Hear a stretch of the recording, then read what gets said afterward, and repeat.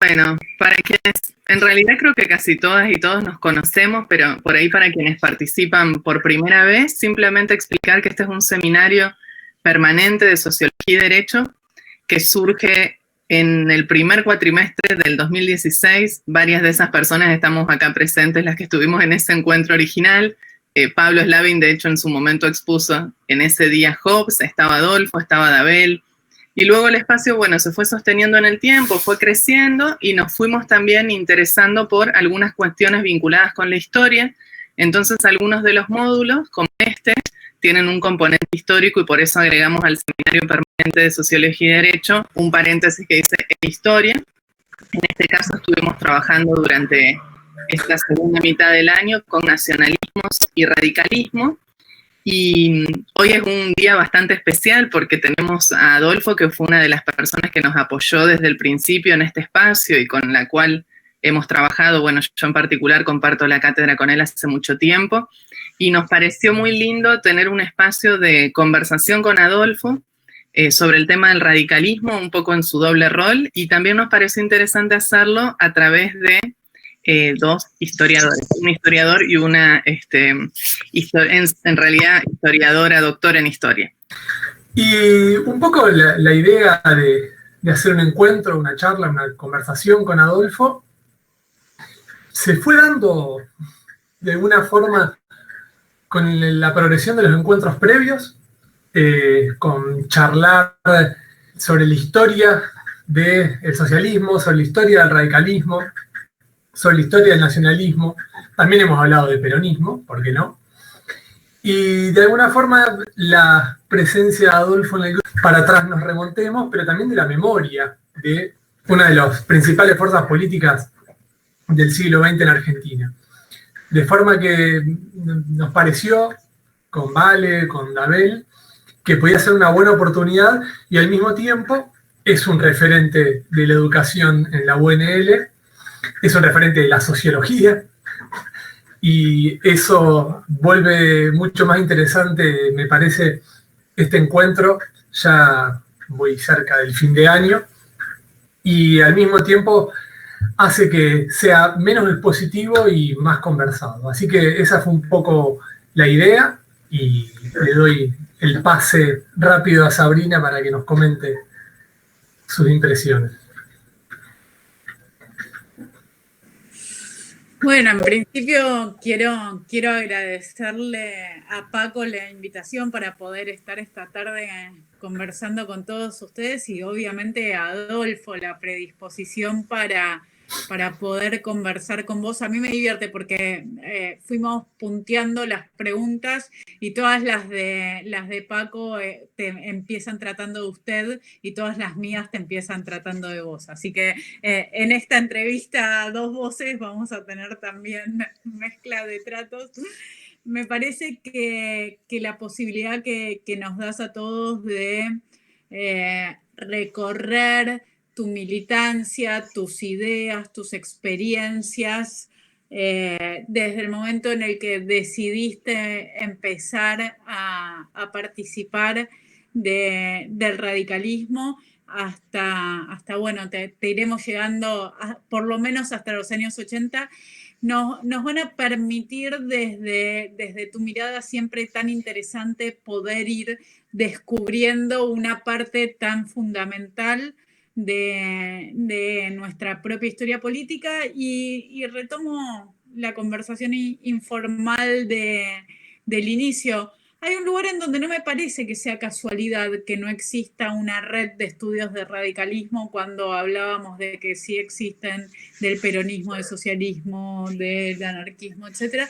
Y tiene que ver con que hay una vacancia. Se le ha prestado extrañamente mucha menos atención que a otros partidos, pese a los años de gobierno, pese a la importancia en las diferentes coyunturas. Así que tal vez recordemos en algún momento cuando esa red exista que la piedra inicial fue este encuentro y la idea de Adolfo. Vale. Paco, si te parece, ¿querés empezar vos? Bueno, confieso que voy a empezar haciendo trampa un poco. No. Voy a retomar alguna charla que tuvimos con Adolfo cuando éramos compañeros de cursado, en ya, no sé, innumerables viajes a Rosario, cursando un doctorado en ciencia política, que fue el lugar donde lo conocí personalmente. Y él me contó, de alguna forma, de dónde provenía su familia, o al menos su familia paterna, los Stubrin, que tiene un poco que ver con cuestiones que ya charlamos en los encuentros anteriores. Seguramente hay un auditorio más amplio, tal vez, que cuando hablábamos de la Argentina de fines del XIX y principios del siglo XX. Pero si no me equivoco, la familia de Adolfo, los Stubrin venían del Imperio Ruso, ¿no? Fueron inmigrantes que llegaron primero a Entre Ríos y después, bueno, él nos contará cómo fue el derrotero hasta llegar a Santa Fe y la UNL, pero de alguna forma me interesaba empezar planteándole si vos, Adolfo, considerabas que ese origen en una Argentina liberal, en una Argentina que, digamos, consideraba que tenía más que construir futuro que mirar hacia el pasado, influyó de alguna forma en tu recorrido, en tu formación, en tu ideología, incluso a largo plazo, si en esa retrospectiva te reconoces un poco en el propio origen familiar en la Argentina del cambio del siglo XIX al XX. Sí, creo que sí, definitivamente. En la mezcla, digamos, entre las leyendas de la inmigración y el peso enorme sobre mí de la escuela primaria. Y sobre todo del discurso patriótico de la escuela primaria. Creo que de esas dos combinaciones yo me conecto efectivamente con la Argentina liberal. Es una escuela primaria posterior al peronismo, digamos, de los años 60, fines de los 50 y principios de los 60. Y ahí siento que hay raíces, influencias y matrices, digamos, que van formando mi manera de pensar. Después, claro, el tema de que mi padre hubiera sido un político de formación desde joven, dirigente universitario y militante de partido en el radicalismo de Entre Ríos, me dio un ambiente familiar también muy específico. Es una familia judía, pero muy laica y muy inclinada a las instituciones como el partido u otras instituciones. Mi padre era masón también, si bien eso no se sabía, pero evidentemente eso influía mucho, era rotario. Y bueno, y la vinculación con la universidad, que fue alrededor del año 59-60, hizo que nos trasladáramos de Entre Ríos a Santa Fe. Y mi vínculo con Santa Fe está relacionado con mi madre, porque yo vivo en la misma casa que en el año 24 mi abuelo inmigrante, de origen polaco, de abuelo materno, levantó cuando trajo a su familia después de la guerra, después de la Primera Guerra Mundial. Entonces ahí mi abuelo levantó la casa y tenían 5 hijos polacos y tuvieron una hija en la Argentina, de su reencuentro, digamos, para sellar el reencuentro, e inauguraron la casa el mismo año que nació la hija que era mi mamá. Así que la inmigración es muy fuerte, el judaísmo es muy fuerte, pero no religioso, de ninguno de los dos lados. Y la escuela pública seguramente están entre mis. La escuela pública y la acompañar a mi padre en funciones políticas siendo yo muy chico. No sé, Sabri, si querés preguntarle algo sobre eso último. Sí, me quedé yendo a lo que habíamos planteado antes, con esto último que decías, una mudanza ligada a la universidad, ¿no? Con una decisión de que los hijos vayan a la universidad y que a partir de ahí se formen abogados, economistas, pero siguiendo un poco toda esa impronta de las familias que llegaban como inmigrantes y que tenían el destino de la universidad ahí claramente como un horizonte. Y quiero enlazar esta cuestión con una pregunta puntual de, vos empezaste a hacer política cuando ingresaste en la universidad, ¿no? O no, ¿cómo fue ese inicio? ¿Cómo era esa época en la que vos entraste a la universidad? ¿Cómo era la universidad y cómo era la política en esa época? Bueno, yo inicié mi vocación política con el Cordobazo, exactamente. Con las movilizaciones del Cordobazo. Yo iba al cuarto año de la secundaria, acá en Santa Fe, y bueno, en la medida en que se iban sucediendo Cordobazos, Rosariazos, los episodios de Corrientes, las víctimas, yo iba tomando progresivamente compromisos. Hubo un movimiento secundario bastante fuerte aquí, con organización por escuela, se organizaron centros de estudiantes, etcétera. Así que yo hice mis primeras armas en esa coyuntura y en esa actividad. Cuando llegó el momento de ir a la universidad,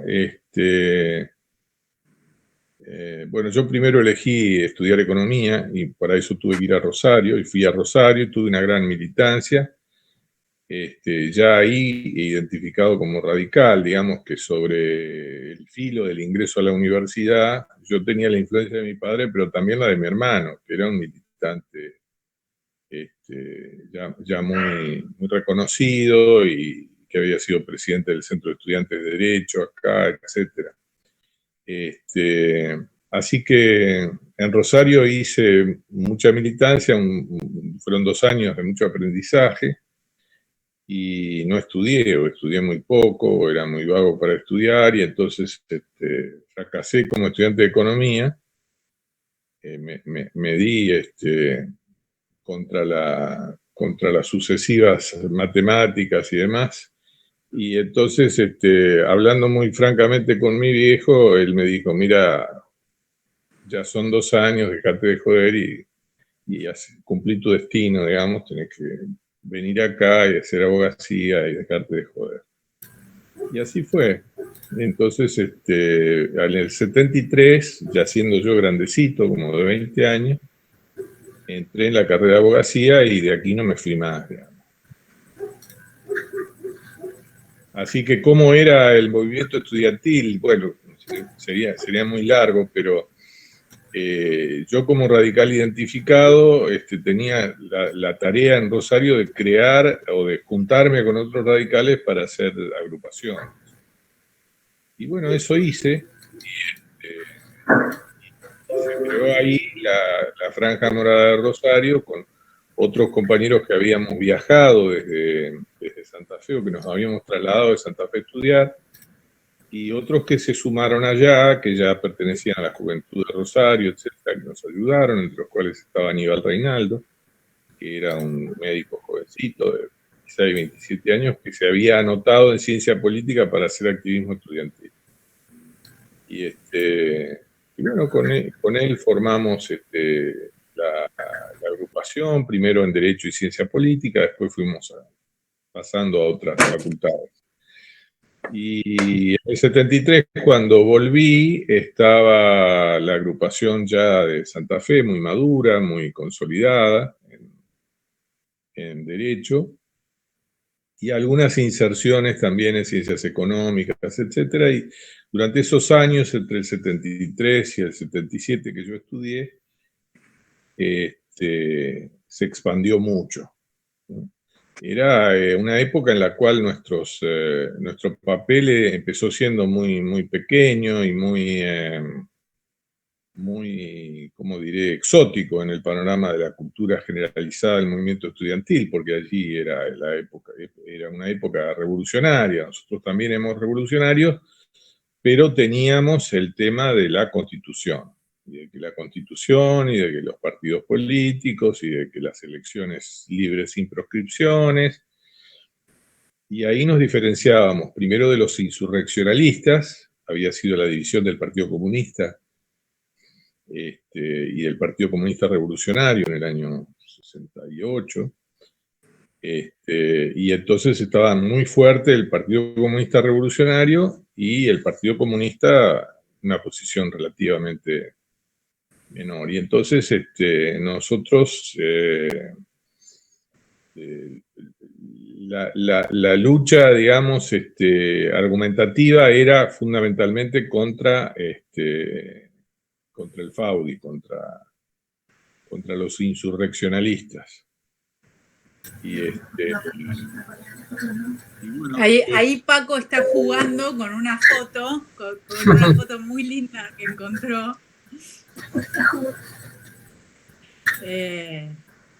No sé si la puede. Ahora ya no. En donde me parece que se ve un aspecto interesante, que es que no hay solo radicales ahí, ¿no? ¿Cómo era la relación con los otros grupos militantes, con las otras fuerzas? Y también quiero preguntarte por algo que dijiste ahí al pasar. Nosotros éramos revolucionarios, pero nuestro programa era la Constitución Nacional. ¿Qué tipo de revolucionarios eran ustedes? Bueno, no lo sé, había ahí una ambigüedad, ¿no? Nosotros decíamos, yo sentía que era revolucionario, había una mística de Vietnam, etcétera, pero sin embargo nunca salíamos nunca corríamos el límite de las elecciones y de que la política necesitaba, nosotros lo llamábamos política de masas, necesitaba relación con el nivel de conciencia de los estudiantes de cada época. Esa era nuestra bandera frente a la izquierda revolucionaria. Y inmediatamente después de la izquierda revolucionaria, cuando pasó, digamos, esa ola de gran atracción por parte de esas corrientes, por lo menos acá en Santa Fe, vinieron inmediatamente los montoneros. Vino la JUP, y ya se cambiaron un poquito los ejes, pero básicamente era la misma cuestión, ¿no? La cuestión de la importancia de la democracia, de la importancia de la Constitución. Con la JUP teníamos el asunto de que la universidad era un objeto en sí mismo, que no era porque digamos la discusión era que sin liberación no podía haber universidad. Era la universidad del pueblo liberado, decían los insurreccionalistas, los chinos, digamos. Y los otros también, los montoneros también, ¿no? Era mientras el pueblo sufriera, no se podía hacer nada con la universidad. Que el deber era pasar rápidamente a los barrios y trabajar en la lucha directa y activa para liberar al país, y después la universidad.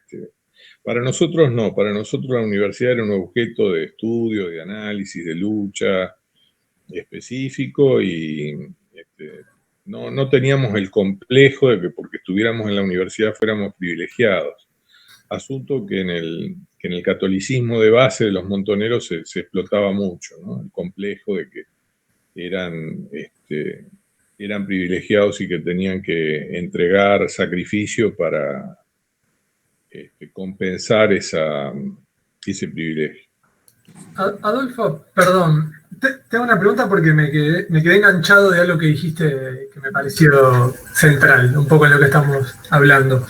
Mencionaste que para ustedes, para el espacio en el que vos militabas dentro del radicalismo, la universidad era un objeto en sí mismo y tenía un valor más allá de la instrumentalidad política que uno podía ver en un espacio más de poder.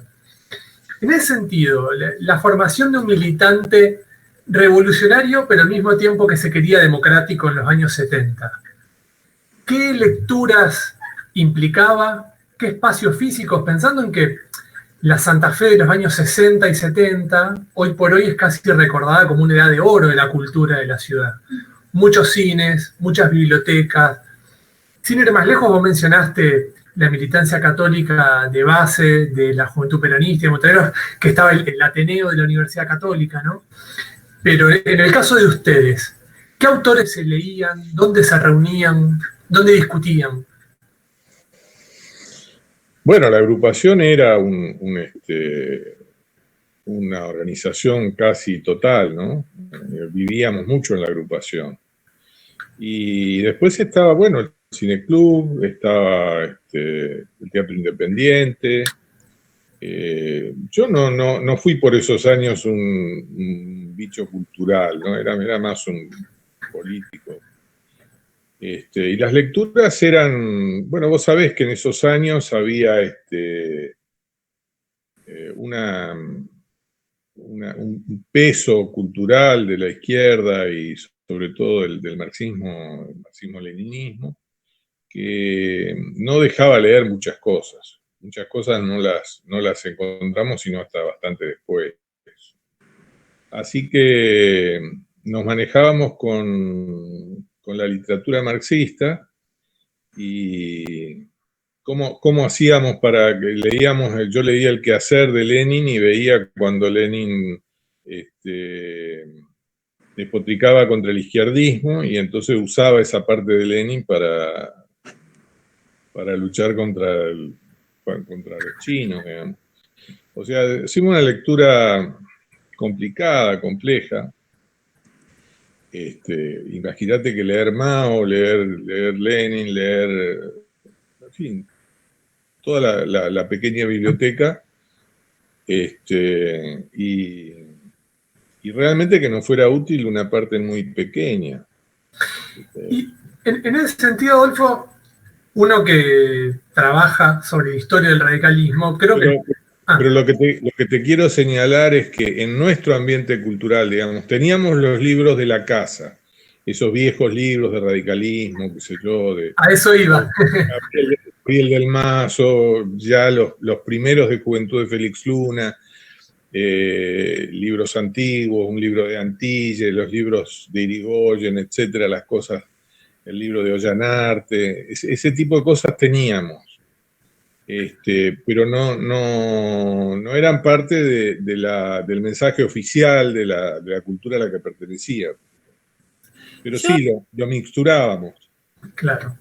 Yo acá quiero remarcar algo que estás diciendo, porque digo, ustedes hacían estas lecturas marxistas, claramente clasistas, pero vos mismo dijiste hace un rato que el radicalismo no sentía esa culpa de clase. En realidad estoy exagerando, estoy poniendo una palabra que vos no usaste, pero digo que sí sentía el peronismo, y de hecho ahora dijiste, bueno, en casa estaban esos libros, no hay en la experiencia del radicalismo de esos años el desclasarse que sí hicieron tantos peronistas, esa opción de irse de sus casas, de romper lazos con los mayores, etc.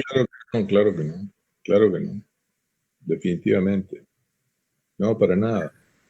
Y Adolfo... Incluso hay que ver cómo nosotros crecíamos. Nosotros crecíamos porque buscábamos entre los chicos de primer año, o yo en la secundaria buscaba el padrón y iba preguntando, buscaba el listado, digamos, iba sonsacando por los apellidos o por los lugares de donde provenían, etcétera, y íbamos buscando radicales de cuna, digamos. Claro, hay un espíritu de clase media ahí, ¿no? Mientras había una suerte de beatificación de los sectores populares y del lumpenproletariat por parte de la izquierda y del peronismo, acá siguió habiendo una identificación de lecturas marxistas, lecturas revolucionarias, pero una pertenencia no problemática a la clase media y un proyecto también ahí, ¿verdad? Sí, sí. Sí, sí. Sí, probablemente. En ese sentido, ya cuando los 70 están comenzando a mostrar caras que si bien venían de antes, que tenían que ver con la irrupción de la violencia política o la profundización de la violencia política, y donde probablemente las organizaciones partidarias tenían un espacio de intervención, pero al mismo tiempo seguramente acotaba también otras formas de participación. Y pienso en ese sentido cómo la formación profesional en cuanto a su educación, ¿no? su educación superior, en un militante se conciliaba con sus lecturas que tenían que ver con la discusión en el foro universitario. Y pienso que vos sos alguien que se dedica a enseñar sociología, y si se iban colando lecturas, no sé, pienso en Raymond Aron, o tal vez era mala palabra, pero digo, era mala palabra. Sí, sí, sí, no, imposible. Rápidamente, cuando uno hacía una propuesta o veía un texto, etcétera, había alguien que te decía esto sí, esto no. Si este no es marxista, o se fijaba en la bibliografía y decía, no, este no. Y en ese sentido, pienso también que existía toda otra literatura, probablemente más actual en ese momento, que tenía que ver con la teoría de la dependencia, que podía ser marxista o no, pero que planteaba también o permitía entroncar la propia tradición del radicalismo como un movimiento nacional. Porque no tenemos que dejar de pensar que el radicalismo también se pensó así hasta, diría, buena parte de los años 80, ¿no? Sí, por cierto, nosotros además leíamos el radicalismo de Puigros y los textos de Eduardo Ramos, o sea que había un componente de nacionalismo bastante fuerte. El nacionalismo no era algo que estuviéramos dispuestos a ceder fácilmente, digamos. Y así que, en fin, no recuerdo bien cuál era tu pregunta. No, mi pregunta precisamente tenía que ver cómo un militante radical, seguramente en esos años, tenía que ir mixturando de alguna forma su propia tradición partidaria, que en tu caso vos mencionaste que tenía mucho que ver con la propia cultura familiar, con la propia trayectoria de tu padre, con las discusiones con los interlocutores y adversarios políticos y la propia formación, estimo yo. Y el tema de la teoría de la dependencia, por supuesto, sí, el tema de que, bueno, no solo la teoría de la dependencia, digamos, nosotros teníamos ya desde un cierto contacto y una cierta influencia del PC, la cuestión de los frentes populares, ¿no? Y la lectura de Mao de la perspectiva del frente antijaponés. Entonces ahí había una cosa de policlasismo y de alianza de clases y demás muy fuerte. Y eso era lo que a nosotros nos caracterizaba para elaborar en esos primeros años 70 ese mítico documento que se llamó la contradicción fundamental, que era el eje de la formación política nuestra.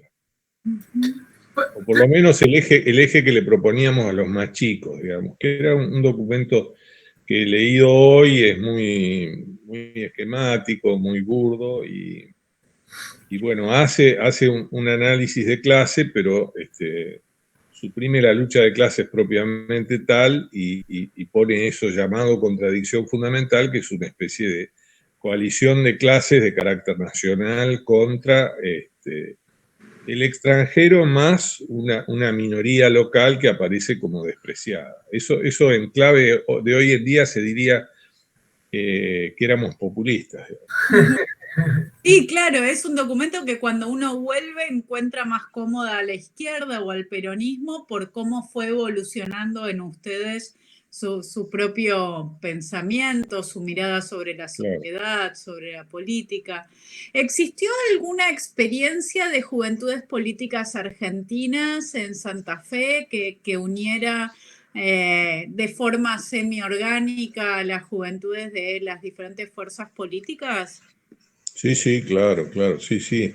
Bueno, nosotros, por eso cuando termina la era del PCR, del FAUDI, digamos, nosotros conquistamos la fuga y a partir de ahí, bueno, yo soy miembro de la Junta Ejecutiva de la fuga, etcétera, y a partir de ahí la conquistamos en asociación con el MAPA, digamos, con los socialistas. Y a partir de ahí surge el tema de que los montoneros se empiezan a crecer mucho en el ámbito universitario y en el año 74 resuelven ingresar a los centros de estudiantes. Y vienen, ellos estaban fuera de los centros de estudiantes, porque los centros de estudiantes eran un organismo liberal, burgués, digamos, y no estaba a la altura de ellos, pero en el 74 entran a los centros de estudiantes y vienen a dar la batalla de votos y demás, y bueno, es una fuerza muy poderosa. Y mientras dura su encuadramiento institucional, o sea, antes de que rompieran con Perón y el día de Evita del 75, ¿no? El día de Evita del 70, en vida de Perón todavía. No recuerdo, hay un día que ellos pasan a la clandestinidad. Después de irse de la plaza, decís. 1 de mayo del 74. 74. Entonces, a partir de ahí, hasta ese día, nosotros tenemos con ellos una relación en Juventudes Políticas Argentinas. Se podía tener porque ellos estaban en el sistema institucional y bueno, después estaba López Rega, las 3A, etcétera, así que teníamos mucha más afinidad con ellos, tanto en el orden nacional como en Santa Fe. Ahora, el problema vino cuando ellos pasaron a la clandestinidad y nosotros empezamos a exigirles, adoptamos una posición no de romper con ellos, sino de exigirles que en cada documento, declaración o comunicado que se emitiera por las juventudes políticas o por las agrupaciones universitarias de los partidos, figurara el tema de la paz, de la lucha contra la violencia y de la defensa de la Constitución Nacional. Y eso fue una tremenda provocación que les generó muchísima violencia contra nosotros y que nos hizo romper, o rompieron ellos con nosotros, digamos, porque no estaban dispuestos a firmar y nosotros les decíamos, miren, simplemente agreguemos esto y seguimos. Como no lo agregaban, bueno, rápidamente se produjo una ruptura bastante agresiva, violenta, hubo pelea física en varios lados, y eso nos hizo llevar ya el 75 y 76 en una situación de bastante tremenda con los montos, ¿no? Por un lado con los montos, y por el otro lado con los peronistas de derecha, ¿no? Y aparte, Adolfo, con la universidad ya intervenida, ¿no? Sí, bueno, la universidad estuvo intervenida todo el tiempo. Lo que pasa es que al principio el interventor era de ellos, Chileno. Claro. Después vino un interventor un poco neutral, que era el doctor Marini. Y al final, en el 75, terminamos con un interventor que un tal García Martínez, un nazi de la capital federal, que era peor que Jordán Brujo Genta. Era de lo peor. Gente realmente muy peligrosa. Así que nosotros ahí nos fortalecimos en el sentido de que nos reafirmamos en el hecho de que las variantes, en este caso no eran ya insurreccionales, sino abiertamente de uso de la violencia, del terror urbano, digamos, que esas cosas no tenían que ver con nosotros y que no estábamos de acuerdo. Y bueno, entre tanto había venido no ya el asesinato de Aramburu, que era, para esa altura era viejo, pero el asesinato de Monroy y todo eso, que fue realmente tremendo. ¿Y se dieron entre ustedes esta discusión porque ya existía el ERP, ya Montoneros pasó a la clandestinidad y volvió a la vía armada como forma de acción política? ¿Por qué los radicales decidieron mantenerse por fuera de la vía armada? Bueno, por lo que te decía antes, digamos, ¿no? No creas que no hubo algún tipo de debate, lo hubo, pero lo que dimos en llamar la coordinadora, hubo debates en el año 70, 71, 69. La coordinadora se gestó a sí misma sobre la base de eso, de elecciones libres sin proscripciones, en lo cual constituíamos un bloque con el grupo de Esteves Boero y ahí nos atalonábamos. Y entonces Constitución Nacional, política de masas, la salida tiene que ser sobre la soberanía del pueblo, voluntad popular, organización de los partidos, elecciones, vuelta de la política, y el imaginario de la época nos dejaba muy en minoría para esas posturas, ¿no? Así te hago una repregunta, porque conversando con muchos de los coordinadores en el último tiempo siempre aparece esta cuestión que vos decís, más ideológica, más de una concepción sobre la política que los alejaba de las armas, pero en algunos también aparecía esta idea de que no había oportunidad de ganarla por la vía armada, de que se iba a un fracaso absoluto como terminó pasando y a una tragedia como, imagino era difícil de prever.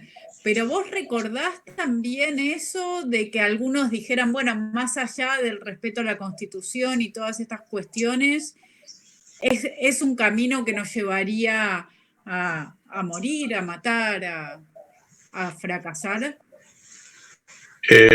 Sí, argumentativamente se usaba ese asunto contra gente que estaba convencida de lo contrario. Ahora que...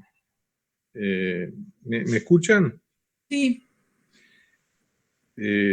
Ahora que eso fuera, ¿cómo te diré? Un segundo motivo, una segunda razón, o una razón alternativa con respecto a la razón, llamémosle, de principios, no creo. Sí, por supuesto se argumentaba, mirá lo que ustedes dicen no puede ser, es imposible, se les decía, son muy poquitos, no van a llegar a ningún lado, el nivel de conciencia del pueblo no los acompaña. Y entonces ellos contestaban, bueno, la revolución china se hizo con 20 personas, la revolución cubana se hizo con 15, digamos, las masas vienen después, digamos, ¿no? Y nuestra perspectiva era que ese tipo de vanguardia no era aceptable, digamos, no era adecuada y que en definitiva no iba a ser eficaz tampoco, ¿no?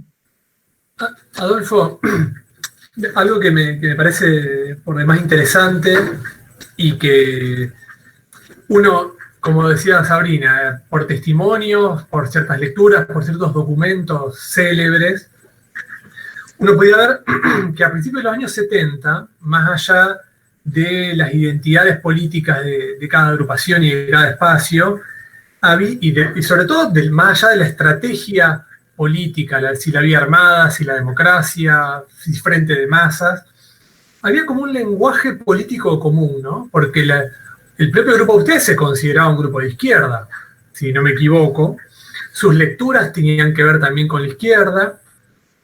Y, por ejemplo, pensando en el famoso texto de la contradicción principal y la secundaria, tengo por ahí que en ese acercamiento con el mapa y con lo que comenzaba a ser el PSP, había incluso cruces de autoría, colaboraciones, y no puedo dejar de pensar cómo eso también jugó un papel seguramente para repensar el horizonte democrático una vez que la dictadura militar ya había avanzado, digamos, sobre la sociedad y la política argentina.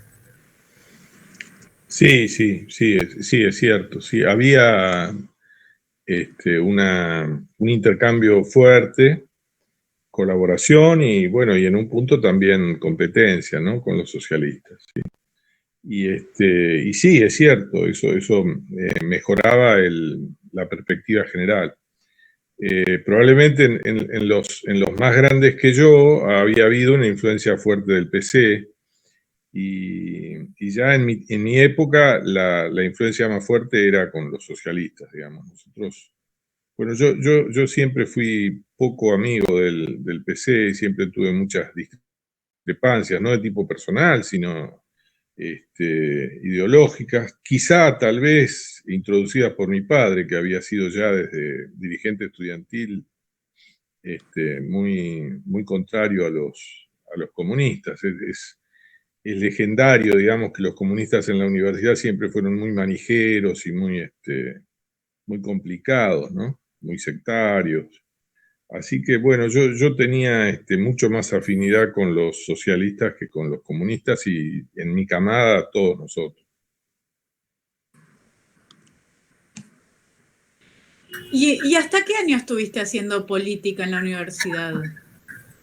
Bueno, yo fui, en el año 75 alcanzamos a hacer un congreso de la Federación Universitaria del Litoral, con el último aliento, digamos, en los últimos momentos, en noviembre del 75, y lo hacíamos ya con toda conciencia de que si no lo hacíamos en ese momento íbamos a entrar en la noche sin una organización. Entonces, yo fui presidente de la FUL en ese congreso, que se hizo en un sindicato, en el Sindicato de Sanidad, casi en la clandestinidad, y al que la delegación de la JUP no vino. No vino, primero dijeron que iban a venir, etcétera, no vinieron, pero nosotros teníamos quórum y mayoría, gracias a que el PC nos apoyó. Ahí nos apoyó el PC y ahí logramos constituir un grupo que mantuvo la Federación Universitaria durante toda la dictadura, época durante la cual no podía haber elecciones, por supuesto. Y ahí yo me puse a recibirme, digamos, me recibí a fines del 77, no, a fines del 76, y ahí dejé de actuar en la universidad y pasé a actuar en el partido.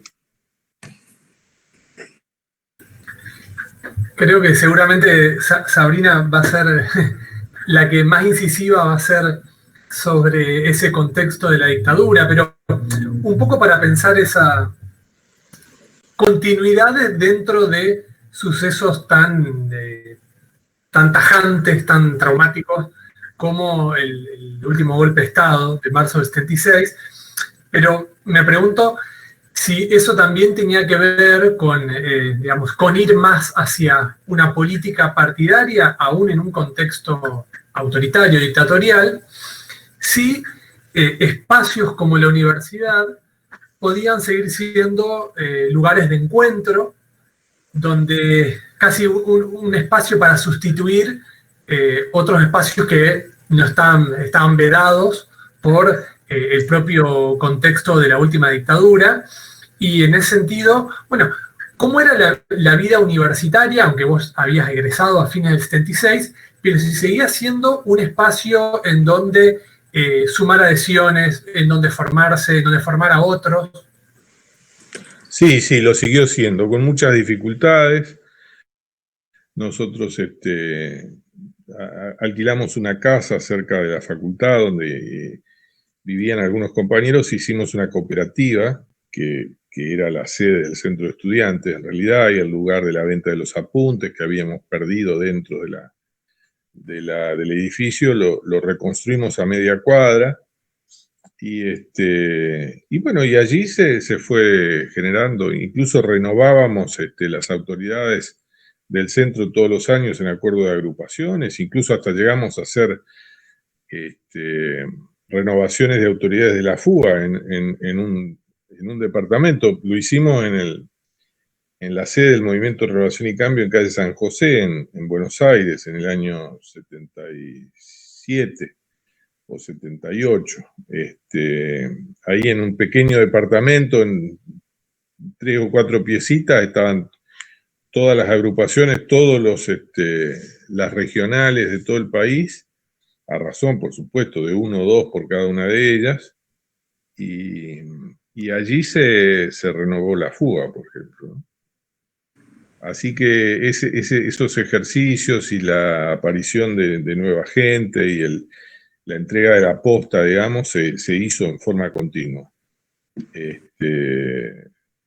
Por supuesto con una declinación muy grande de la densidad y del volumen, había que reunirse con muchas precauciones, etcétera, ¿no?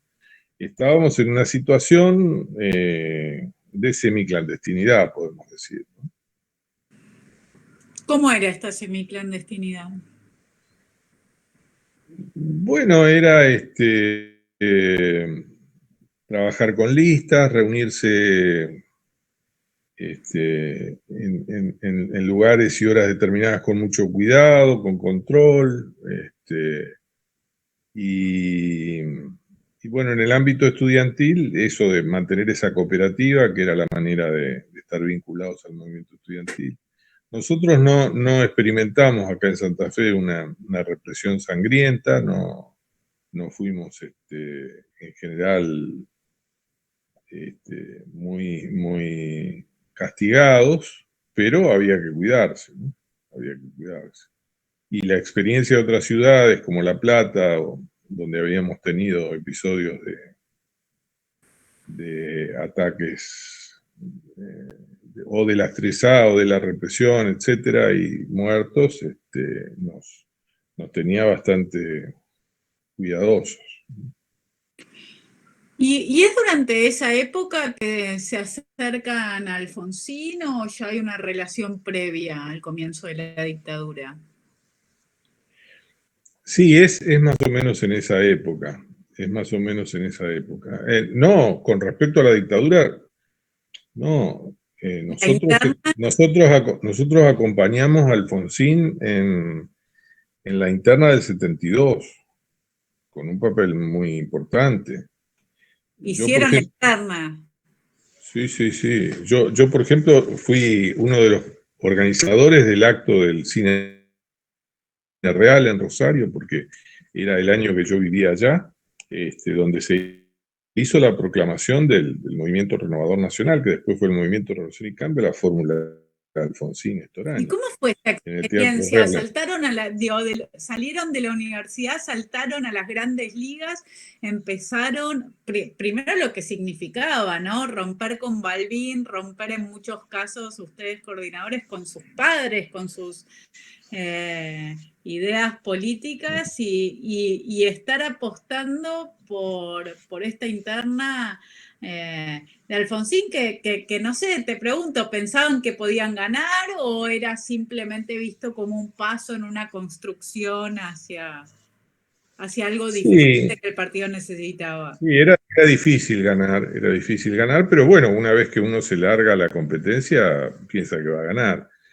No te olvides que en esa época no había encuestas. Asunto muy determinante para la época, ¿no?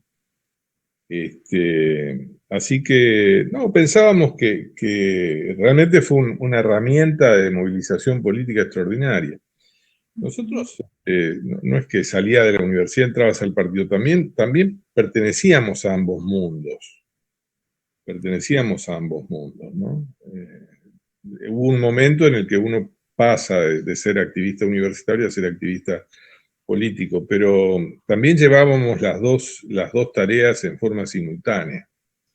En el 72, si había que ir a afiliar, afiliábamos, y si había que recorrer afiliados, recorríamos afiliados, y si había que preparar una interna, la preparábamos, y de hecho fue así, ¿no? Y entonces saltábamos de la universidad al barrio, del barrio a la universidad, y éramos poquitos, pero íbamos trabajando de esa manera.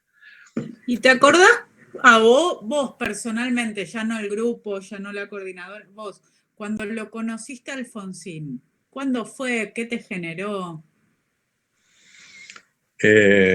Bueno, mirá, yo lo conocí, no te puedo decir con exactitud, pero probablemente en mis viajes a Buenos Aires él tenía sus mesas con mi hermano Marcelo, con los muchachos más grandes, y ahí yo me introduje como uno más y ahí lo conocí. Después vino en ese departamento de calle San José, yo estuve el día que él desentierra el hacha, digamos, y se proclama como candidato como candidato a presidente del Comité Nacional contra Balbín. Eso lo hace rodeado de sus fieles y demás, y rodeado de los jóvenes, y yo era ahí uno más. En un pequeño departamento, recuerdo muy vivamente cómo él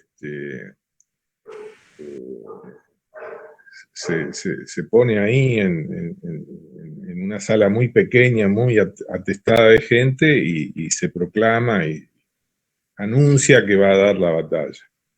Y ahí empieza todo, ¿no? Y todos empezamos a movilizarnos, viajar a provincias. A mí me tocó viajar a La Rioja, yo tenía 19 años. Y después organizar el acto en Rosario, que se resuelve hacerlo en Rosario. Y bueno, y así sucesivamente. Así que yo lo conozco antes de verlo en la tribuna, digamos. Antes de que fuera ese gran líder. Sí. Bueno, ahí hay dos grupos que confluyen, el grupo de Córdoba, encabezado por Storani, y el de Alfonsini. Ambos tienen características muy parecidas, con algún matiz diferencial. Storani aparecía como un hombre más de izquierda, por así decir. Él pertenecía al Encuentro Nacional de los Argentinos, que era la convocatoria del Partido Comunista, algo diferente a la de la hora del pueblo, digamos, ¿no? Y Alfonsín era más radical típico, ¿no? Era más radical típico, pero bueno, durante unos meses estuvo la posibilidad de que cualquiera de los dos se encabezara, hasta que al final un acuerdo entre ellos hizo la fórmula Alfonsín-Storani, y ahí se largó el asunto, ¿no? Y nosotros, que ya estábamos constituidos como coordinadora, yo ya les conté antes en un pasaje, pero fue muy rápido, las discusiones de la coordinadora sobre la línea política y la manera como el grupo principal descartó cualquier variante de violencia o de foquismo o cosas por el estilo, y ya nos afirmamos, digamos, como un grupo que iba a hacer política en el sentido tradicional, digamos, ¿no? Y bueno, Alfonsín ejerció una gran influencia sobre nosotros, sin duda. Aunque teníamos un origen propio, bastante independiente, pero nos asumimos como Alfonsín, con el grito de Alfonsín en la garganta ya desde esa interna de los 70. Adolfo. En relación a los padres y a las generaciones anteriores, bueno, no todos nosotros éramos de familias balvinistas. Yo diría que la mayoría de nosotros éramos de familias más bien propensas al alfonsinismo, porque en general en las provincias del interior el grueso del radicalismo había sido unionista. Entonces, muchos de esos unionistas eran muy antiperonistas y por lo tanto no estaban con Perón en el momento en que Perón hace el cruce del Tapial y toda la cosa de la hora del pueblo y el acercamiento con Perón. Ahí se toma distancia. Y Alfonsín representaba eso, una variante más picante, más competitiva contra el peronismo. Así que muchos de nuestros padres estaban junto con nosotros. Otros no, pero la mayoría sí. pienso un poco en que hay dos fotos importantes en lo que vos estás mencionando y en lo que nosotros conocemos con el diario del lunes, ¿no? Esa transición que se abre un poco con el final de la dictadura de la Revolución Argentina y después la apertura que se da primero con Viola, ¿no? En el 81, durante la última dictadura militar, y por supuesto con Malvinas y la derrota de Malvinas, donde si uno ve esos dos momentos, vos estás mencionando en el 72 la formación de un grupo político, o al menos la consolidación de un grupo en torno a una figura y una batalla particular dentro del radicalismo, y en un contexto mucho más general donde el peronismo era una ola prácticamente. Sí. Ahora, evidentemente, por lo que ya sabemos, pero seguramente por cuestiones que vos tenés mucho más vívidas en tu propia experiencia, la última dictadura militar también debe haber cambiado algunas variables al interior del grupo de ustedes, pero mucho más en el contexto de la política argentina general, que además le otorgó la posibilidad al radicalismo de ocupar un lugar que claramente en el 72 era muy difícil que hubiese podido tener. Entonces, un poco lo que me interesa pensando en esas dos imágenes. Vos dijiste, cuando se lanza Alfonsín yo tenía 19 años. Cuando comienza de alguna forma la transición después de la derrota militar en Malvinas, donde Alfonsín también se distingue del resto de los políticos del país, vos ya sos un militante maduro y curtido, podríamos decir, por buenas y malas razones, pensando en la última dictadura. Entonces, ¿cómo fue que cambió tu lugar dentro del radicalismo y dentro de la propia agrupación que ya había atravesado por esa última experiencia autoritaria, pensando en el 82, 83? Bueno, sí, yo ya actuaba en la juventud y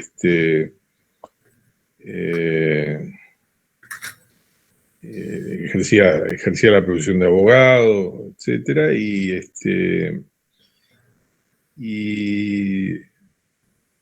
bueno, ¿cómo decirte? Sí, transcurrieron unos 10 años. Para mí el tema que recoloca a Alfonsín, digamos, como un político con mucha atracción y con mucho gancho es lo de Malvinas. Porque efectivamente yo mismo no lo comprendía,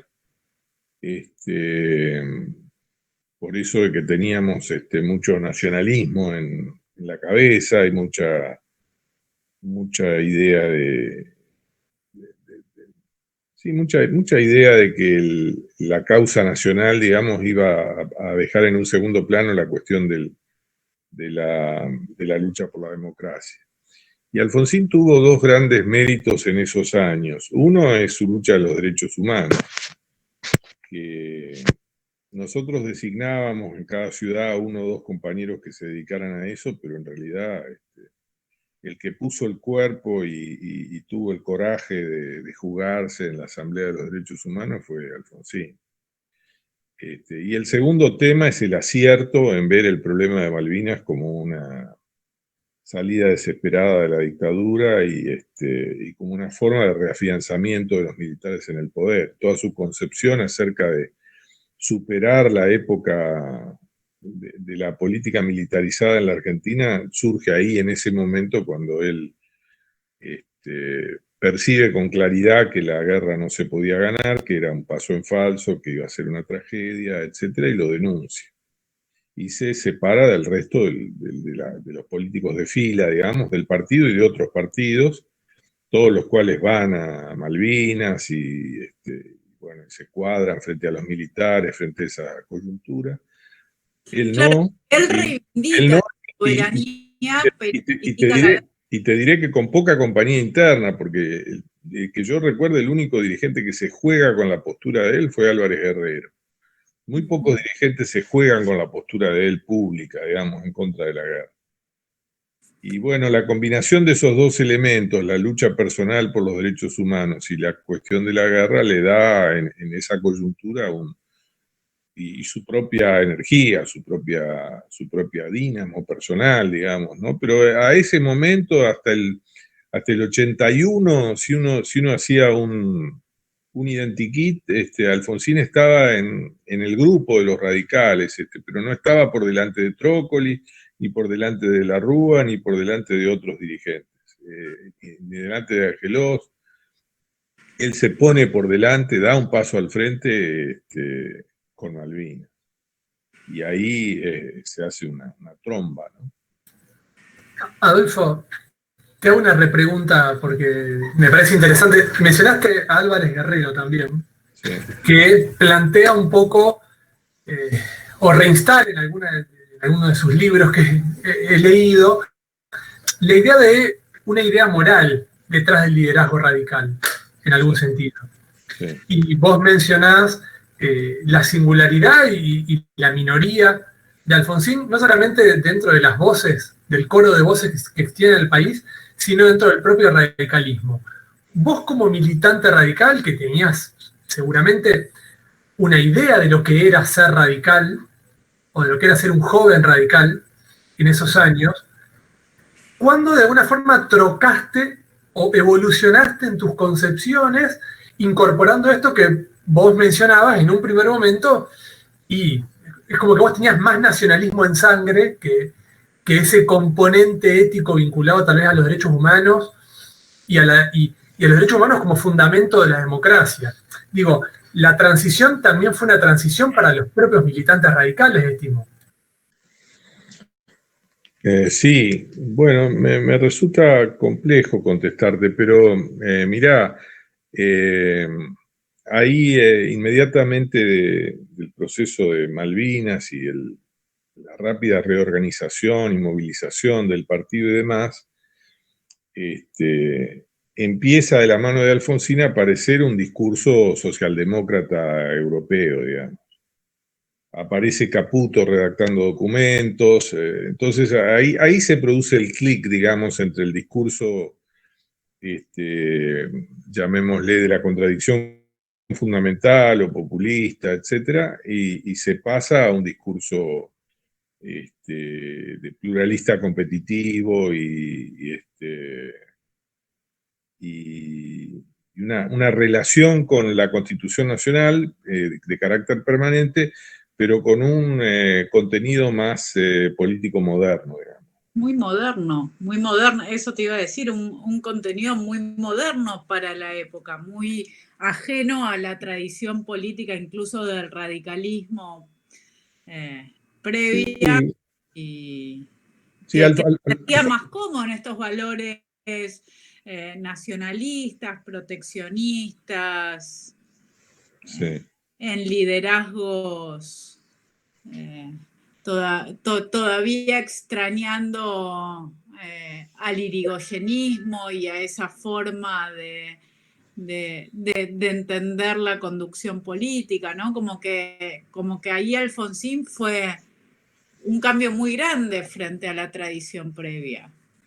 Sí, hay que decir también que Alfonsín, hasta ese momento, digamos, en sus giras por el interior, hasta Malvinas, también hacía mucho radicalismo en el sentido casi religioso de valores que menciona Paco, ¿no? También lo hacía. Yo recuerdo un discurso en Paraná. Alfonsín tenía la característica que usaba un solo discurso durante largas temporadas, que no era siempre el mismo porque le agregaba algo, le quitaba algo, pero que tenía una misma estructura, ¿no? Lo mismo hizo durante la campaña presidencial, etc. Y él tuvo durante una época, hasta, digamos, entre el 80 y el 82, toda una gira nacional con el tema del ser radical, ¿no? ¿Quiénes somos los radicales? ¿Por qué somos distintos a los demás? ¿Qué pasa en un comité? ¿Qué sentido, qué moral, qué significado de la cosa pública? ¿No? Hacía toda una exaltación ontológica del radicalismo, que si uno lo compara con el Alfonsín que vemos después, digamos, que vemos un año después, aparece como un giro muy, muy importante. Pero es que está apoyado en lo anterior, digamos, ¿no? Es como que como preparar el radicalismo para dar un salto a la política europea, en definitiva. Adolfo, una pregunta, y ya por ahí vinculándolo un poco más con tu lugar en ese proceso de la transición y del triunfo de Alfonsín, del triunfo en realidad en general del radicalismo, y vos fuiste electo diputado nacional en el 83, ¿no? Sí. Y rápidamente pasaste a ocupar un lugar importante, no solamente por la coordinadora, sino también en un aspecto que vos lo mencionaste al inicio y que lo considerás casi un dato biográfico, que tiene que ver con el papel de la educación, ¿no? Con la educación pública y cómo eso también se cruzaba inevitablemente con lo ideológico en un país que venía no solamente de enfrentamientos y demás, sino probablemente donde primaban ideologías, en donde el pluralismo, una idea más moderna, mencionaste recién, podríamos decir más liberal, respecto de los individuos como parte de una comunidad. Y, si no me equivoco, vos pasaste a presidir la Comisión de Educación en el Congreso, o en Diputados. Sí. Y eso lleva de alguna forma a pensar, bueno, cómo fue la preparación del escenario del Congreso Pedagógico Nacional, que, desmentilo, de alguna forma se vincula con el lugar de la educación en una democracia renovada. Sí. Bueno, primero, ¿cómo llego yo al tema educativo? Yo te diría que cuando llegamos al Congreso, están las comisiones, los lugares, los subgrupos del bloque, y ahí ahí me es asignada educación, digamos. Son los demás los que piensan que yo puedo desempeñarme bien ahí. Desde luego que no era el lugar más jerárquico, era mucho más importante estar en relaciones exteriores, en defensa, en asuntos constitucionales. Pero ahí había un... ¿No se equivocaron en no se equivocaron, es que la mejor evaluación en ese sentido es la que hacen los demás, no la que hace uno mismo. Así que yo fui a parar ahí y bueno, como tenía cierta entrenamiento como dirigente estudiantil, etcétera, fui aprendiendo y vinculándome mucho con la gestión del gobierno en el área, por la cuestión universitaria y por la cuestión escolar, por las dos. Digamos, distribuyendo mi energía en ambas cosas. Y bueno, después viene el tema del Congreso Pedagógico, que sí, es una cosa polémica porque los más veteranos, cuando yo hago el planteo de hacer una cosa participativa, de masas, popular, etcétera, los más veteranos no les gusta. No les gusta porque son más antiguos y están menos predispuestos a correr riesgos y debates abiertos. Pero también les gusta porque tienen más experiencia sobre los grupos reaccionarios de la Argentina. Saben que la Iglesia es poderosa y que podemos estar abriendo un frente que puede volverse ingobernable, digamos. Y bueno, entonces las influencias que gravitan probablemente sobre el Congreso Pedagógico es la teoría de la acción comunicativa, la teoría de la justicia, la cuestión de la participación, de la democracia participativa, etcétera, ¿no? Y eso parecían en su formato de hacer la convocatoria con esas características, eran argumentos muy elegantes. Pero realmente, como eso se demoró y entramos en el tema de la crisis de los carapintadas y esa cuestión, el Congreso Pedagógico, digamos, cumplió el temor de los más viejos, entre los cuales contemos a don Carlos Alconada y a la propia Nélida Baigorria, que veían con mucha desconfianza la variante de hacer un congreso de masas, digamos. Y efectivamente corrimos ahí en el filo de la navaja porque fue una experiencia muy interesante, con muchos matices, etcétera, pero al mismo tiempo muy arriesgada porque el propio personal de educación de la dictadura se puso a trabajar y llegó de delegados a la Asamblea Nacional. Lo tuvimos ayer en Amadeo, de delegado por la capital federal, o sea que fue una cosa realmente que se hizo peleaguda, digamos, se hizo complicada. Pero bueno, a la larga salió más o menos bien, y yo ya era por entonces secretario de Educación, ya me habían puesto al frente del asunto y bueno, lo fuimos superando. Y de alguna forma, esta experiencia que tiene seguramente que ver con la educación, pero también con lo político, con lo que es gestionar desde el Estado, y que muestra las esperanzas del gobierno de Alfonsín y de alguna forma también los límites que podía llegar a tener una intervención sobre una sociedad que no era una tabula rasa, como vos bien mencionás.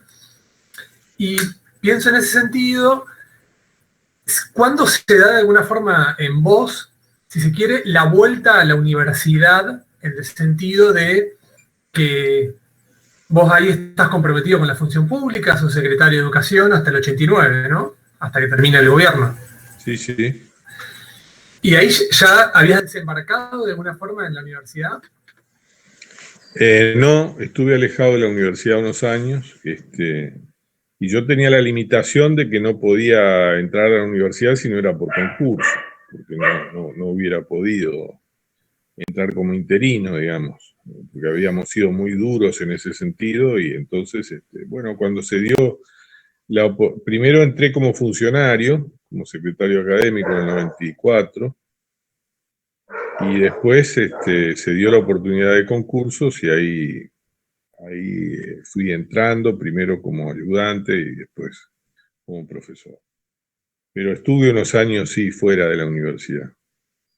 Y fui convocado como secretario académico en el año 94, cuando inició el rectorado de Estorero, y ahí me empecé a vincular de nuevo muy activamente con la vida universitaria.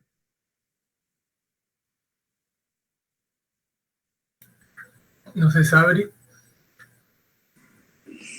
No, yo creo que hasta aquí Adolfo ha sido más que generoso, no solo con su tiempo, por supuesto, sino también con la forma en la que nos ha llevado a todos a la posibilidad de recrear esos momentos, las tensiones y las posibilidades que había. Así que por mi parte solamente agradecerte a vos, Adolfo, esto y de nuevo a Paco la posibilidad de compartir con todos ustedes este momento.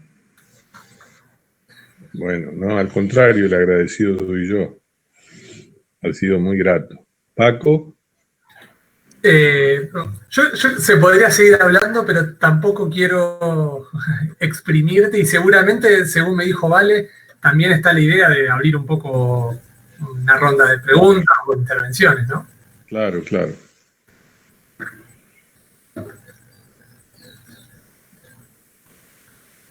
No sé, Vale, si dirigís vos.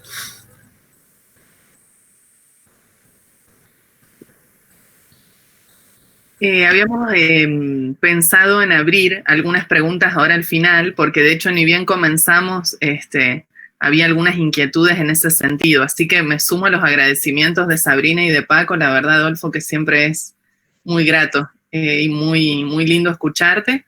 Y bueno, ahora sí abrimos a preguntas. Hay una pregunta que alguien dejó en el chat, Vanina Vittori, no sé si está todavía conectada, pero ella en un momento se preguntaba qué representaba Balbín para ustedes y por qué enfrentarlo internamente. Eso quedó ahí pendiente. Y después, bueno, Luciana era una de las personas que había manifestado la posibilidad de después hacer algunas preguntas, así que está abierto el espacio para que las puedan hacer. Bueno, Balbín era un político antiguo, ¿no? Y representaba para nosotros un modelo de partido de 25%.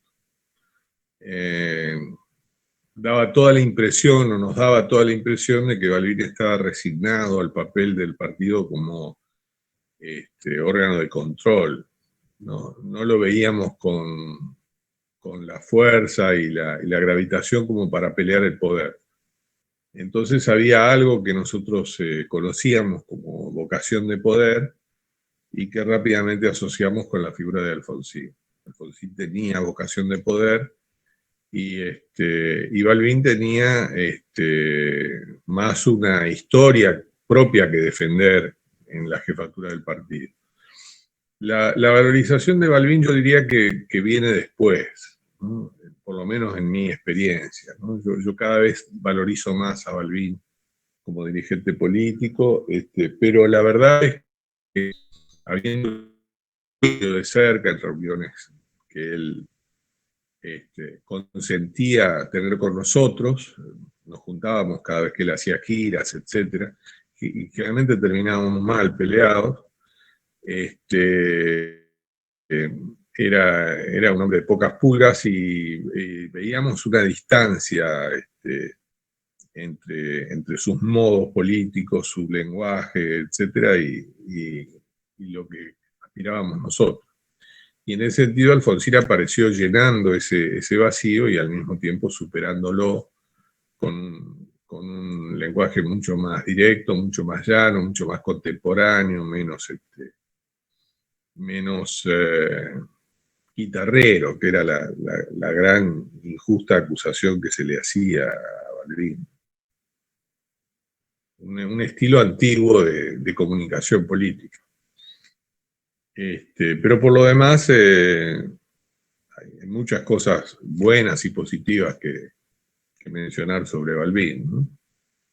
En líneas generales. Después estuvo en esos años de los 70 el episodio Monroy, que también marcó mucho la diferencia entre Balbín y Alfonsín y le dio a Alfonsín el leitmotiv para su levantamiento interno. Su levantamiento interno fue el levantamiento contra esa idea de que Monroy sea el ministro del Interior de la NUCE. Balbín, por su parte, no se comprometió con la jugada, Monroy tuvo que cancelar su ficha de afiliado, etc. Pero el gesto de Alfonsín fue expulsarlo del partido de la provincia de Buenos Aires, del que Alfonsín era presidente en ese momento, como forma de poner distancia con el gobierno militar. La concepción de Alfonsín era que quedar enredados con el gobierno militar en la normalización política le iba a hacer daño al radicalismo, a su independencia política y a su competitividad electoral. Y bueno, ese era el pleito con Balbín en esa transición, digamos, del 72. Y después vino el gran pleito con Balbín, que fue el acercamiento a Perón y las negociaciones que nunca se confirmaron, pero nunca se desmintieron, de la eventual fórmula Perón-Balbín, que también motivaron una gran movilización de parte de Alfonsín y de nuestra parte en contra de esa posibilidad, ¿no? De que el partido quedara enredado, como si no tuviera chance propia de pelear más adelante la presidencia, quedara enredado en uno de esos gobiernos de unidad nacional que se pensaban en ese momento, ¿no? Y que, bueno, es un episodio ahí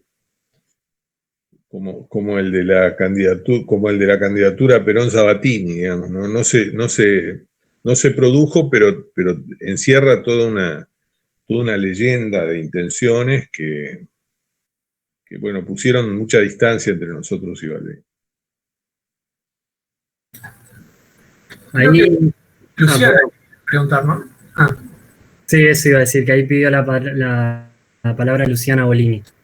Sí, bueno, buenas tardes a todos y a todas.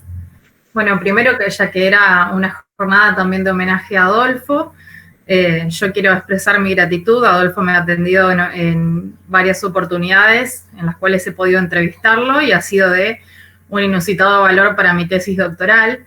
Entonces, bueno, ahí va mi agradecimiento, que me parece eso primero fundamental.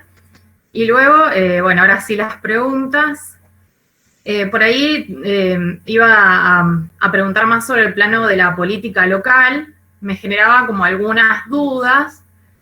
¿Cuáles serían los vínculos o cómo era el vínculo con la dirigencia partidaria local? Pienso en Espina, por ejemplo, y los jóvenes. ¿Cómo se tejió ese vínculo? Si era más o menos tenso o de qué modo lo podían tramitar. Y en un segundo lugar creo que, bueno, algo ya se preguntó, pero bueno, yo entiendo que ustedes estaban casi todos multiposicionados en diferentes instituciones. Se ha nombrado la universidad, bueno, también se nombró el centro, bueno, dentro de la universidad el centro de estudiantes y el partido. Bueno, cómo se articulaban esas dinámicas y si también existían algunos otros espacios más propiamente juveniles en donde tejer, bueno, el armado o el juego político. Esas serían las preguntas. Muchas gracias. Uf, cuántas. Y nada fáciles. No, con respecto a la política provincial, cuando el alfonsinismo ya se constituye plenamente, efectivamente entre bueno, hay un grupo que está en línea nacional, que está en el balvinismo, entre los cuales estaba el doctor Espina, que acabas de mencionar, y después el grueso del partido en Renovación y Cambio tiene dos grandes vertientes. Una, la de los alfonsinistas más tradicionales, en Rosario y en Santa Fe, y otros los de la coordinadora, que ya por entonces teníamos aspiraciones de liderazgo, digamos, ¿no? Así que ahí se arman dos grupos que muy trabajosamente sobre el 83 consiguen un arreglo para evitar ir a internas. Y ahí es donde se concilia, digamos, las autoridades, la fórmula de gobernador y vice y los diputados nacionales y provinciales y demás. Y ahí es donde surge la fórmula Reinaldo Carreras. Reinaldo era el representante nuestro, digamos, y el encabezamiento de la fórmula de diputados nacionales que podría haber sido para el Changuí Cáceres, pero que fue para Costarelli, un dirigente de Rosario. Y bueno, así se fueron acomodando las listas y que eso quedó más o menos superado a través de un acuerdo interno. Superado en el sentido puramente electoral. Así que la relación con los dirigentes tradicionales del partido era bastante competitiva, bastante tensa. Nosotros tuvimos una gran capacidad de movilización a raíz de Malvinas y de ahí en adelante, y captamos mucha de la gente que culturalmente vino al radicalismo y al alfonsinismo, y eso nos hizo estar muy en la cresta de la ola. Además teníamos ciertas metodologías de trabajo más abiertas, más amplias, que las tradicionales de comité, y eso nos hizo emparejar tanto, digamos, con los grupos tradicionales. Pero bueno, eso es lo que más o menos puedo decir. De las otras preguntas mucho no me acuerdo. Hay que agregar entre las instituciones los colegios profesionales, en particular el Colegio de Abogados, donde tuvimos también una militancia muy fuerte y que culminó con la victoria en el Colegio de Abogados, que era un antiguo bastión de los frondicistas acá en Santa Fe. Así que, en fin, esos fueron más o menos los escenarios. Bueno, Adolfo, muy interesante tu respuesta. Algunas cosas las tenía como algo revisadas, pero ahora están más claras, así que te agradezco mucho. Sobre eso hay en Historia y Memoria, en la historia oral, hay una larga conversación que yo tengo grabada de 2 o 3 horas con detalles sobre la cuestión de los 70 y los 80 del partido de la provincia de Santa Fe. Debe estar accesible, imagino. Sí, estaba en la Facultad de Humanidades, yo la he consultado también, sí. Bárbaro. Gracias. Yo confieso que tengo una pregunta también, ahora que estoy pensando. No está de más de vez en cuando pensar. No, un poco me quedó colgado esta idea de pensar distintos momentos de tu militancia política desde dentro del radicalismo, que sin dudas, cuando llegás a la presidencia de la Convención Nacional, en un momento muy diferente del radicalismo, después de 2001, ¿no? En 2004, si no me equivoco. Sí. Que al mismo tiempo coincide con un momento particular del radicalismo en la provincia de Santa Fe, que tiene que ver con la lenta constitución de un frente político que va a terminar teniendo a la larga, en el mediano plazo, termina teniendo un éxito electoral.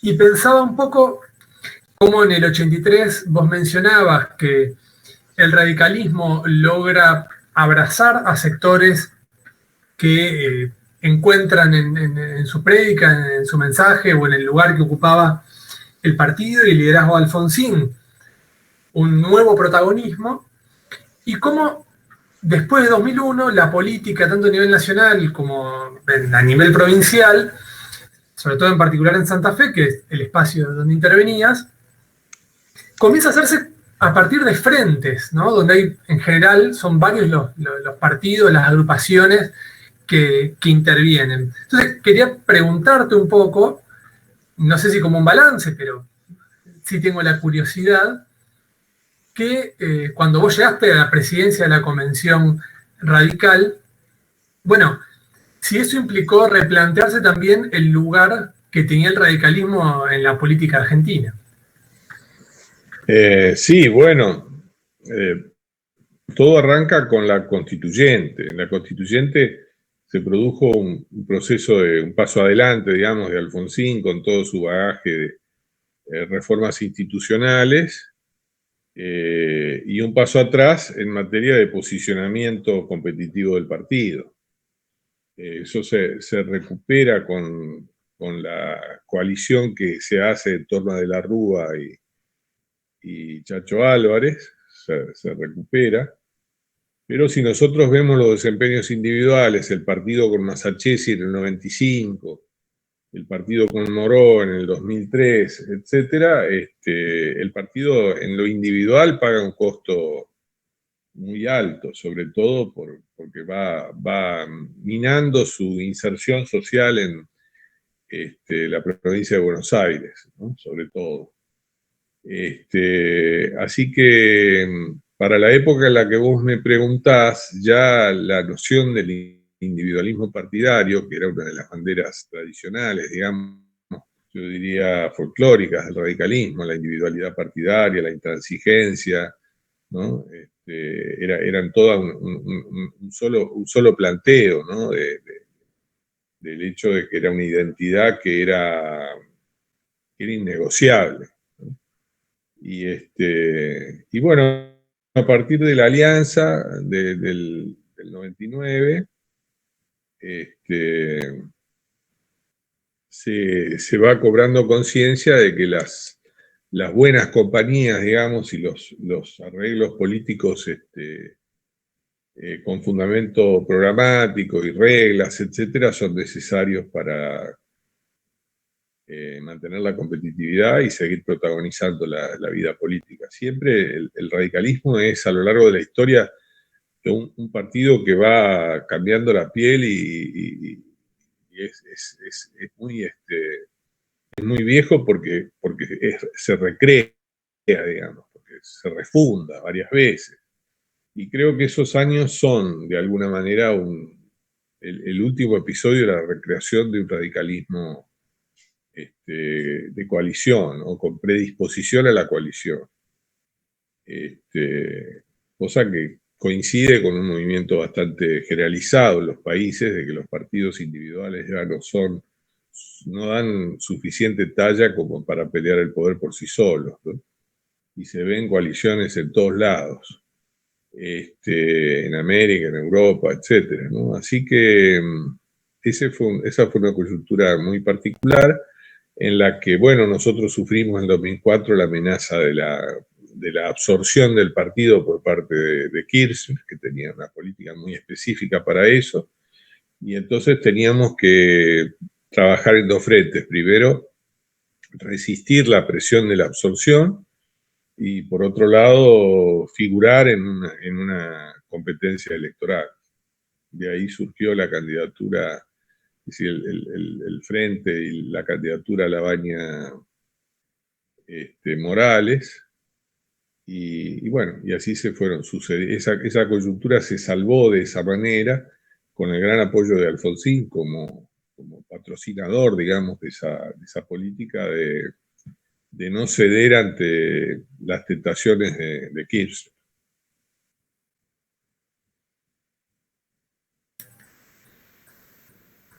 Yo por mi parte ahora estoy con esa pregunta. Bueno, te agradezco muchísimo. Han vos. sido muy generosos, muy atentos y muy perspicaces en las preguntas, en las consultas y demás, y espero que haya sido útil. Para mí la conversación ha sido toda una distinción. Así que muchas gracias, Valeria, muchas gracias a todos. Bueno. Muchas bueno, gracias. Si no hay ninguna otra pregunta, agradecer especialmente por parte de todo el equipo que integra el Seminario Permanente de Sociología y Derecho, agradecerte especialmente, no solo por el encuentro de hoy, sino porque, como decía Vale, vos sos quien hizo posible estos 5 años de encuentro, los cuales recorrimos distintas temáticas, y agradecer a Paco y a Sabrina por la participación de hoy, que la verdad estuvieron impecables con las preguntas, y no solo por su participación, sino porque en gran parte este encuentro fue idea de ustedes, de Paco, en algunos mails que intercambiamos y en algunos encuentros anteriores que pensaron la posibilidad de tener esta dinámica que es novedosa para nosotros y que fue sumamente enriquecedora.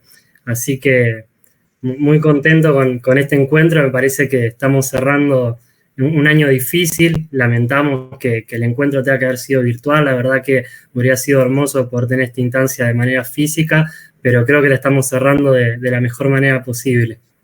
Así que por parte de todos nosotros, agradecerles y a todos quienes participaron del encuentro. Bueno, muchas gracias, mi admiración y permanente apoyo al seminario que ustedes constituyen, que es un ejemplo de colaboración intelectual y académica realmente encomiable. Cariños a todos. Un abrazo. Buena suerte. Gracias, Adolfo. Chau, Gracias, chau. Vale. Abel.